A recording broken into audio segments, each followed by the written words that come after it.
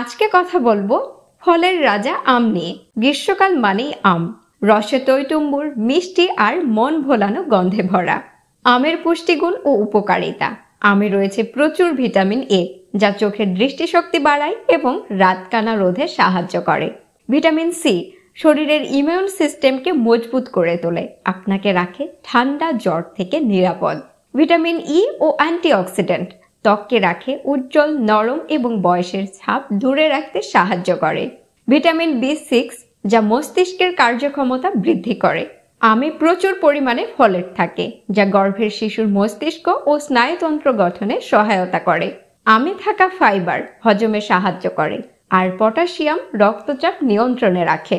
এক কথায় আম আমাদের শরীরকে ভেতর থেকে দেয় শক্তি আর বাইরের সৌন্দর্য। উপকারী হলেও অতিরিক্ত আম খাওয়া ঠিক নয়। এতে আছে প্রাকৃতিক চিনি, তাই বেশি খেলে রক্তে গ্লুকোজ বেড়ে যেতে পারে, ডায়াবেটিস রোগীদের জন্য যা সমস্যার সৃষ্টি করে। এছাড়াও হজমের সমস্যা, গ্যাস্ট্রিক, এমনকি ওজন বাড়ার আশঙ্কাও থাকে। আর যদি কেমিক্যাল দিয়ে পাকানো আম হয়, তাহলে সেটা শরীরের জন্য হতে পারে আরো মারাত্মক ক্ষতিকর। গর্ভকালীন সময় পরিমাণ মতো আম খাবেন, বিশেষ করে গর্ভকালীন ডায়াবেটিস থাকলে।